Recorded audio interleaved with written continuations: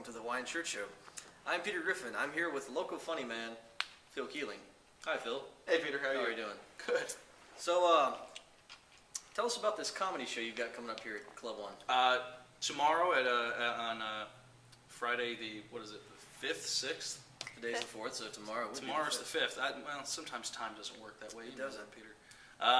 Tomorrow the 5th, we have the Savannah Comedy Review. We're going to have 5 to 6 local comedians performing from 8 until 10 o'clock. It's $5 It's $5 at the door. We got booze and a bar and everything like that, and we really love when people come in and buy booze because we're funnier when they're drunk, so it works out. Are they drunk when you're funnier? Whichever one works. Maybe. So, how did you get started in comedy? I started through Phil Keeling, another local comedian and writer who was doing a lot of stand-up. He was working with, he was doing a lot of open mic stuff with Sentient Bean, and he encouraged me to come out and do the open mic, and so I came out and gave it a shot, and I've been working with it ever since. I remember when I first met you two, I used to think that you and Lee were the same guy because he's Keeler and you were Keeling. Mm-hmm. And then I used to think that you and Chris were the same guy, and I thought you guys were named Lee Keeler. It happens with Susie and I because first of all, we do live together. He's my roommate, and it was one of those things where people thought we looked alike because we're both big guys, dark hair, glasses. And I always had to point out, I was like, does anyone else notice that he's half Asian? You know, but we saw a couple of pictures of it, the two of us together. It's because people don't see color anymore. No, we are at that point in our society, and I'm damn proud of that fact. Regardless, we saw a couple of pictures of the two of us laughing at something, and I went, oh man, we do kind of look alike. We're going to have to apologize to all those people we hit in the face. It's like I was once mistaken for a black man. Well, you do have those features, so. I do. Not that I see that. Yeah, you in can't our society. Can't get with society. You can't not see color anymore. No, I can't. Bet you voted for McCain, didn't you? Have to go. But also, I wanted to talk about Classy Hands, which was the website that you guys started.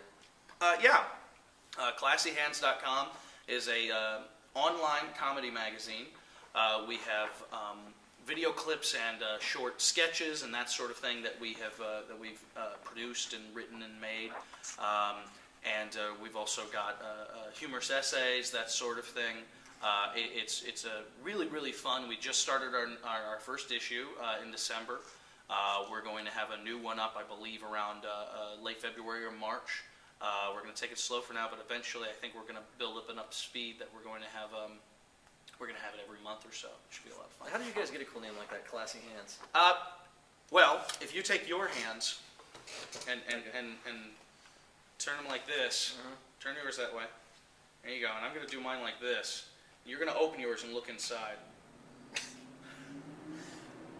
Classy Hands. We'll let our viewers figure that out on their own. Yeah. Go. It's a take-home project. Right. It's homework. So you guys remember that? Write it down. Write in and tell us your results. ClassyHands.com. Check it out. So, Phil, tell us a little bit about, I guess, comedy in Savannah. What it's like. You were telling me a story about the craziest thing anybody yelled at you on stage. Well, that wasn't while I was doing comedy, to be fair. But you do get a lot of people shouting at you. I think the best thing about Savannah is that we are deeply Southern, but Savannah is kind of the crazy Southerners. We're kind of the drunker, more laid back Southerners. So the way that the Savannah comedy is working right now is we have all kinds of different comedians. We don't just have a specific style of comedian. We're not all trying to be Larry the Cable Guy. Yes, or exactly. crap like so that. you guys don't have like 5 Larry the Cable Guys. Yeah, no, nothing like that. Pickup truck. We have not. I've yet to see one, thankfully. And if I do, I'm finding you because I want to hire you because obviously you're going to be rich. No, but I've just been really impressed with the variety of comedy that I've run into here in Savannah. And it's fledgling right now, but we're picking up a lot of steam, I think, and I think we're gonna have something really good before too long. But to answer your initial question, the craziest thing that was ever yelled at me on stage was not, in fact, something explicit or horrible or anything. It was simply, I want to get to know you, and I did.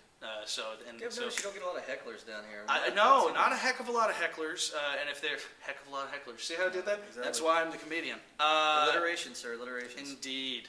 No, but we get a lot of really cool people. I think if people are willing to even shell out a small an amount as $5, they're in it for the right reasons. Right. You know, they're not just coming in off the street and that sort of thing. So you get the pretty cool people who are interested in something, you know, who actually want to see comedy. You know, they're not just randomly showing up. So, yeah, I was heckled once. I was booed at Livewire. Really? Yeah. Was that when I was there? You might have been. That was the show I think of. We all had a pretty bad show. We had a bad show, and I do a joke about the fresh market, and about how good the meat looks and how you have even vegan hippies pressed against the glass, you know, fogging it up with their breath, and apparently someone in the audience was not appreciative of that idea. Really? She was actually in the band that we were opening for, and I think she was a vegan or something, so she didn't like the idea that meat could ever look good. I made a joke about waiters once, sort of had a similar thing happen. A guy in the audience yelled like, "Hey, I wait tables!" And I was like, "So?" So you understand? Yeah, I thought he would identify, not that like, that's offensive to me as a waiter because that's part of my heritage. I didn't realize that like waiting tables ran that deep. Dude, it's a strong bloodline, and you learn your lesson. Yeah. That's all that's important, really. Apparently, you don't make fun of servers. So the comedy show is at Club One tomorrow night, February 5th at 8 p.m. And you can find links to Club One and Classy Hands on Hawaiian Shirt Show's YouTube channel. Good read. Good read. That was indeed, a good read. Indeed. I liked that. Also, as always, I would like to thank our sponsors, ThriftyHawaiianShirts.com, for these beautiful Hawaiian shirts. No, we'll edit.